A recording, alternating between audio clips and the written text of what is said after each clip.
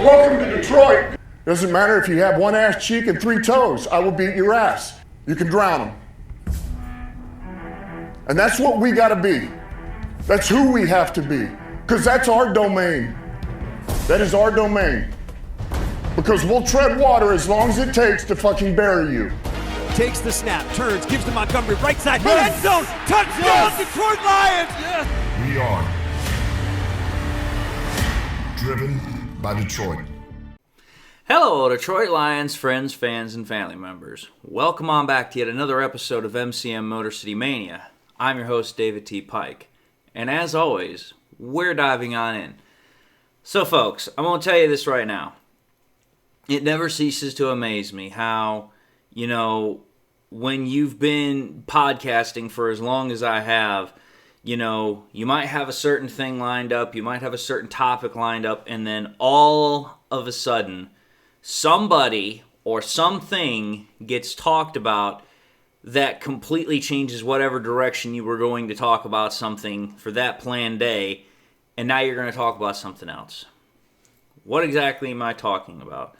Well, tell you this right now. I got up early this morning, probably around 3:30, 4 o'clock, and I was scrolling through TikTok, scrolling through a couple of things, and then all of a sudden, I see that one NFL analyst that I think most people, unless of course you're a Chiefs fan, would probably say is one of the most idiotic and emphatically wrong analysts on a continual basis when it comes to not only the NFL, but certainly to a lot larger other capacities, but certainly when it comes to the NFL about, teams, about quarterbacks, about players in general.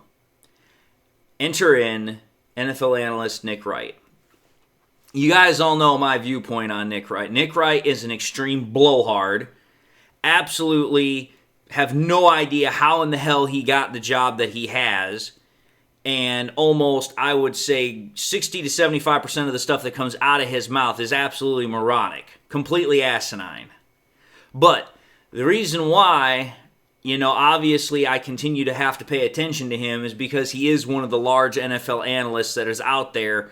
And it never ceases to amaze me that this guy will say some of the most absolutely wild things about certain teams, certain players, whatever the case might be. And this morning was no different. So like I said, I'm scrolling through TikTok. I'm just, kind of doing whatever, getting ready for my day. And all of a sudden, I see this video clip come up. And I watch the clip. And basically what happens during the clip is that Nick Wright is talking with his guys that are on his show. And he makes the prediction that he thinks that by the end of this year, Caleb Williams is going to be viewed widely by most people as the best quarterback in the NFC North Division by season's end. And I'm just sitting there, and I'm just watching this, and I'm like, oh. I'm like, dude, this guy is so wrong. It is not even funny. And the reasoning as to why he has the viewpoint that he has is so laughable, so easily disproven if you just use, again, a little bit of logic and reasoning, and also, take the time to take a look at, statistics, history, and a whole bunch of other little things. It's just absolutely unbelievable how this guy has a job. It's like, dude, I don't understand how this guy can get away with saying some of the most absolutely laughable, audacious, ridiculous things that he does and gets paid the buku bucks he does for it. You guys want to talk about a comedy show in terms of sports, analysis? That's Nick Wright's show. Because I swear to the good Lord in heaven above, all that guy does is just absolutely make laughable, 100% idiotic predictions. And this prediction about Caleb Williams is no damn different. If you take a look at the little segment that goes on, it's about a minute and a half or whatever as far as the overall piece of what we're talking about here. Nick Wright says that in his honest opinion, what's going to happen is that Jared Goff, in his opinion, because Ben Johnson is not there, is going to take a bit of a step back, and that what's going to happen is that also quarterback Jordan Love of the Green Bay Packers is pretty much going to stay where he was last year, and that what also will happen, in his opinion, is that over the last 6 weeks of this particular year, he thinks that Caleb Williams is going to experience a leap like Jordan Love did in the last 6 games that he played in the regular season back in 2023. And I'm like, that is a really interesting prediction because, number one, there are a lot of things about that whole situation that can go absolutely 100% wrong. And there's not a damn thing about it you can control. Let's just first and foremost take a look at the things that make no sense from that prediction just off at face value. Number one, you cannot predict how a guy like Caleb Williams is going to do, for the final 6 months, the final 6 weeks of the 2025 season when you can't even predict if he's going to make one pass accurate to the next. Again, I've said this before, and Colin Cowherd is one of the better analysts, and, I respect his, opinion and his work a hell of a lot more than I do Nick Wright's. But the truth of the matter is that Caleb Williams is one of the most erratic quarterbacks in the NFL when it comes to accuracy. His ball placement, his efficiency, his accuracy is all over the damn map. I've said it before. There are times he can put a surgical strike on somebody. And then there are times where the ball is so wide of the mark, it's like, dude, where in the hell were you throwing that? And to me, it's like, I don't know how you can predict how a guy is going to do during the last month and a half of a season when you can't even predict what he's going to do from drive to drive, throw to throw, play to play during a damn game. You can't predict it. You can't even give a reasonable estimate of what he's going to do. Number one. Number two, the other thing about this that I find so funny is, again, the same argument that Nick Wright uses as far as what will happen with Jared Goff is the same damn argument that he talked about years ago when, Jared Goff first came to Detroit. It's the same argument that most damn analysts have made about Jared Goff, ever since he got into the NFL. Jared Goff is 100% contingent upon the offensive coordinator. And the fact that he's had Sean McVay, the fact that he's had Ben Johnson, that's the reason why he's been so good. And that without those guys, he can't be what he's going to be. He's not going to be as good as what we've seen in the past. Really. Because that was the same argument, like I said, that every damn NFL analyst had when Goff got to Detroit back in 2021. He can't succeed without Sean McVay. He's not going to be good without Sean McVay. He's a bridge quarterback. There's nothing about him that's special. There's nothing about him that's going to wow anybody. But yet, here we are 4 years going on 5 later. Jared Goff is a universally accepted top 10, damn near fringe top 5 quarterback, number one. But also, number two, Jared Goff has become the most successful quarterback in Detroit Lions history in terms of winning, postseason success, and almost every other category since the days of Bobby Lane. So again, it's like, you want to try and tell me that you think Jared Goff is going to take a step back, but yet we've already seen this diamond dance. We've already gone through this rodeo before. Oh, and that's right. You were wrong then. What makes you think you're going to be right now? Sorry, Nick Wright. Once again, you're wrong, you moron. But again, that's just the face value stuff. If you actually start digging in a little bit deeper and you actually start taking a look at more, basic but really key facts, statistics, and dates and numbers, again, you find out very quickly that, again, I think Nick Wright just wakes up in the morning and says, hey, you know what? I wonder what I'm going to talk about today that's going to just absolutely be completely wild and absolutely crazy. Hey, you know what? Let's talk about this. Because let's take a look at this. The whole basis of this argument, the whole basis of this topic that Nick Wright has had is based upon the fact of what Jordan Love did in the last 6 games of the 2023 season, right?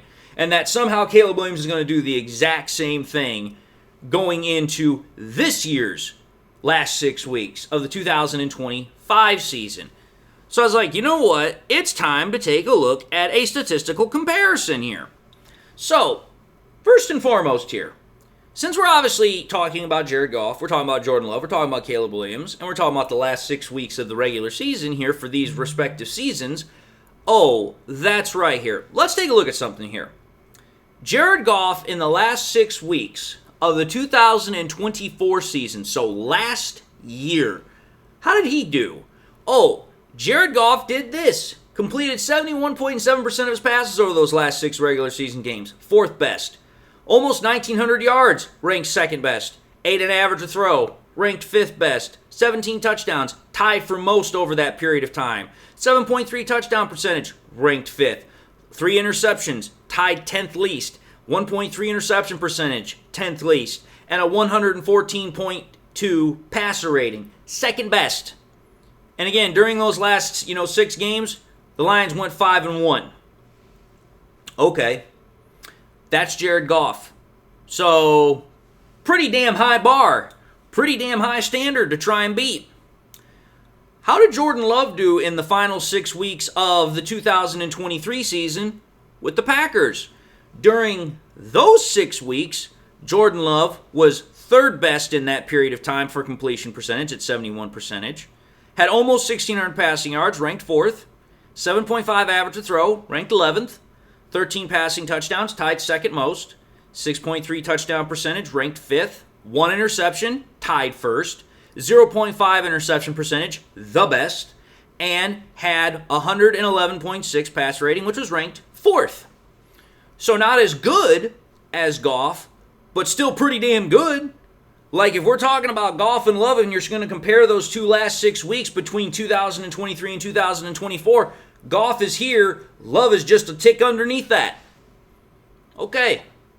What about Caleb finger painting nails Williams over the last 6 weeks of last year? So the same 6 weeks that Jared Goff was a period of. Oh, that's what he did. Here's the statistics. In those 6 weeks, for Caleb Williams, 62.1 completion percentage rate, ranked 21st. Almost 1,200 passing yards, ranked 16th. 6.2 an average a throw, tied 24th. 9 touchdowns, tied 12th. 4.7 touchdown percentage, tied 17th. 1 interception, tied 3rd. 0.5 interception percentage, ranked 3rd. 93.4 passer rating, ranked 17th. I don't even have to say it, but I will anyway. It's not even comparable. First and foremost, if you're going to compare Jared Goff to Caleb Williams in a head-to-head from last year over the last 6 games that they played in the regular season, Goff absolutely is Caleb Williams' daddy. It's not even funny. But if you even compare him to Jordan Love from 2023, Jordan Love is like his stepdaddy. It's not even funny. That is how absolutely painfully bad in comparison Caleb Williams was to both of these other guys from the same division from 2023 and 2024. So the last 2 years, over the last 6 weeks, it's not even comparable. And the fact that Nick Wright thinks that somehow, Caleb Williams is just going to have this meteoric rise over the last 6 weeks, and somehow everybody's going to widely view him as the best quarterback in the NFC division over Goff. Absolutely laughable, moronic, asinine, insane. Because let's think about this here. Once you take a look at the statistics, now you have to start actually doing some, logical reasoning comparison here. Compare and contrast. First and foremost here, let's think about this. You want to try and say that he's going to do something that was similar to what, Jordan Love did in 2023. Let's think about this here. Jordan Love in 2023 had just spent the previous 2 years behind Aaron Rodgers as the backup. Caleb Williams was the immediate starter for the Bears, which, let's understand something here. The history of the NFL has shown that typically whenever you have a guy that is the immediate starter for a team and is not usually sat for a period of time before starting, whether it's a couple of weeks, couple of years, couple of months, whatever the case might be, usually they don't do as well. That's number one. Number two here. Oh, that's right. when Jordan Love took over as the starting quarterback, he had an actually established coach. I don't like Matt LaFleur, but you can't deny that Matt LaFleur is one of the best younger head coaches. He has established himself as a good head coach in the NFL. Ben Johnson has not established anything as a head coach. Hasn't done anything except alienate players and, at the same time do a whole bunch of nonsense in practice that has already caused a lot of eyebrows in the NFL community to pop up. So, not even comparable there. And then, let's just think about this from a further perspective. That's right. When you take a look at how the last 6 weeks of schedules broke down for the Bears last year, with the Lions last year, and also the Packers in 2023, doesn't even come close in that respect either. Because if you go back to 2023 when the Packers were doing this over the last 6 weeks, that's right. Over the last 6 weeks, they played 3 playoff teams, and during that 2023 last 6 weeks period, none of those games were to try and determine a division winner, like the Lions were trying to do in 2024. None of those games was to determine if the Packers were going to get the number 1 seed, because there was no way in hell they were going to. In fact, in 2023, the Packers, during the final 6 weeks of the season, they were barely trying to squeeze in to get to the playoffs, which, to their credit, they did. And they wound up winning a playoff game against the Cowboys, which I'm going to say this right now, that was absolutely fun to watch because I hate the Cowboys, and watching the Cowboys absolutely get embarrassed by the Packers was one of the few times I can say, hey, you know what? Packers did something right. But let's also think about this. 2024, the NFC North was considered one of the best divisions in all of football. 2025, a lot of people are considering it the exact same thing.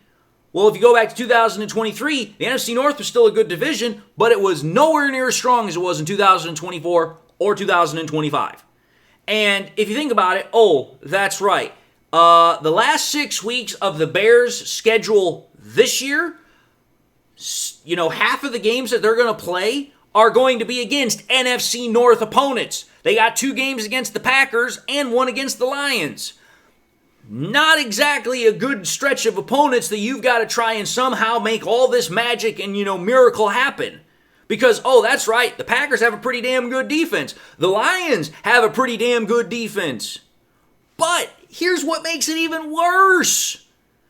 If you take a look at the other opponents that the Bears have to face over those last 6 weeks, that's right, they've also got to play against the Eagles. They've got to play against the 49ers. So think about this. 5 out of the 6 opponents that the Bears have to play over the last 6 weeks of this upcoming season are against playoff teams. 2 times you got to play the Packers. You got to play the Lions. You got to play the 49ers. And you got to play the Eagles. That's 5 out of the 6 games over the last 6 weeks. The only game that they've got that is not a playoff opponent is the lowly Browns. And that comes like right smack dab in the middle of all that. I think that's like the 3rd or 4th game, something like that. So it's like, okay, here, back the hell up. Nick Wright, you somehow think that Caleb Williams is going to have this miraculous run going up against some of the best NFC opponents that the NFC can offer, and the NFL can offer, by the way, in the Packers, the Lions, the 49ers, and the Eagles. And you somehow think he's just going to have this miraculous run of just absolutely statistical performance that somehow everybody's going to say, yep, you know what? He's now the best quarterback in the NFC North, pardon me. No way in this life or the next, in heaven or in hell. You a fool. But then let's also think about this. Since we're talking about the Bears and the Packers, let's view this from the Lions' perspective. If you take a look at the Lions' last 6 games last year, again, much like how the Packers in 2023, 3 of their games were against, playoff teams. Because they had to play the Bills, they had to play against the Vikings, and they had to play against the Packers. And, that's right, like I said, the Lions, while they were doing this, were trying to secure the division title, and they were trying to secure the number 1, overall seed, which both of those were secured in a sudden death, matchup against the Vikings during the last game of the season. And then we also had the 49ers sprinkled in there. While they weren't a playoff team last year, they were still a tough opponent. They're always going to be a tough opponent with Kyle Shanahan around. So, again, not even comparable there. Because the Lions, they were actually playing for something during the last month and a half of the season. What were the Bears playing for the last month and a half last year? Oh, that's right. They were playing for pride. That was literally all they were playing for. And I really do not see it changing much this year. And then, oh, that's right. Let's compare offensive weapons here of the Lions versus the Bears. Because you're saying that somehow Caleb Williams is going to supplant Jared Goff as the best quarterback in the NFC North, right? Let's think about this here. Who are the offensive weapons that Goff has to work with? Oh, that's right. Amon-Ra St. Brown, Jamison Williams, Sam Laporta, Jahmyr Gibbs, David Montgomery. You still got Isaac Tesla also mixed in there. You got Tim Patrick, got Khalif Raymond. Yeah, that's not even comparable. In fact, if you want to start doing 1v1 matchups between the Lions skill players versus the Bears skill players, there's really only two areas where you can say that the Bears really have a truly better matchup. And that would be in the fact that DJ Moore, at this point, I believe is a better overall wide receiver than J-Mo, but J-Mo's about to catch up really damn quick this year. And that Cole Kmet is a better overall tight end in terms of production than Brock Wright, but I wouldn't argue that he's that much better in terms of overall talent because Brock Wright is a very sneaky, underrated tight end number 2. And as far as I'm concerned, if what Nick Wright is basing all of this off of is the most recent reports that the Lions offense is having some struggles in training camp. Again, you have to do a comparison of what's actually being, compared between the Lions and the Bears offense in terms of overall struggling. Because, oh yeah, while the Lions offense has had some struggles recently, it's nowhere even close to what the Bears struggles have been over the entirety of the training camp. The Lions' struggles have been, oh, that's right, the last practice or two, maybe a week at most. The Bears' offense has been struggling the entire offseason, but it's become extremely apparent in the training camp period because, oh, that's right, how are the Bears struggling? They're struggling in the most basic fundamental concepts of offensive building. They can't get themselves set correctly. They can't find their guys correctly on the offensive line. They can't get they can't get in and out of the huddle with any sort of efficiency or correct ability. Everything's going wrong for them offensively.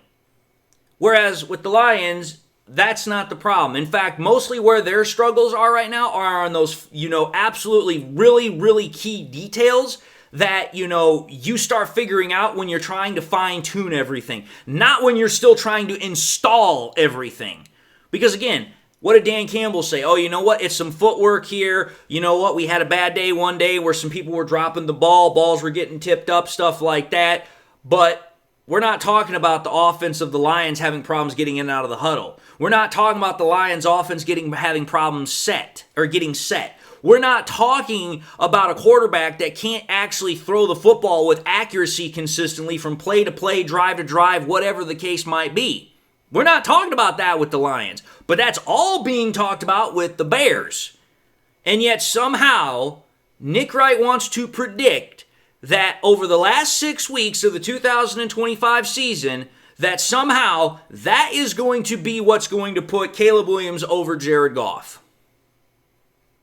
Yeah, once again, I think Nick Wright needs to find a better daytime job because what he currently does, absolutely laughable, absolutely idiotic, insane, asinine, moronic, whatever term you'd like to use. Because everybody wants to talk about the fact that, oh, you know what, it's been a rougher than expected transition. What did you expect? There was going to be some rough patches. There were going to be some bumpy spots when Johnny Morton was taking over for Ben Johnson because they're not the same guy. But let's understand something here. The fact that the Lions offense has responded for the most part as well as it has, and you're only having these smaller details, which again are mostly correctable with coaching and just getting more reps for the individual players that are having problems, or because of the fact that hey, your starting left tackle hasn't been playing because of the fact he's been rehabbing from a shoulder surgery, and you have to deal with a backup lineman in Manu who is, currently not progressing the way you want it to, versus the entire Bears offense, which is their starters, they can't figure it out. We're not talking backups with the Bears. We're talking starters. The starters of the Bears cannot, as a collective unit, figure everything out. Not the same with the Lions. Not even close. So again, when I hear Nick Wright say this, when I hear Bears fans say this, when I hear a whole bunch of people want to talk crap about the Lions offense, it's like, again, none of you guys could understand the truth if it hit you square in the face. Because all you want to do is find a way to go back to what was normal. Lions in the basement, and they're just irrelevant. That's what you want. You know what? I can tell you this right now. It ain't gonna happen. So you know what? Get used to the present, my friend, because it's gonna be the future for a long damn time. Having said that, I'm going to end this episode and say thank you all for watching another episode of MCM Motor City Mania. If you like what you saw, by all means, highly encourage y'all to watch the next episode. Also encourage y'all, please, if you like the content, to please subscribe. But also, if you've subscribed in the past and forgot to do so at the time, I want to encourage y'all, please make sure you hit that bell notification icon so you guys never miss any more content that I push out. Hope everyone has something in their life that makes them happy, makes them smile. Looking forward to the live stream tonight. And until that time, I just want to say God bless. And until the next time we meet, I'll see you all in the next episode.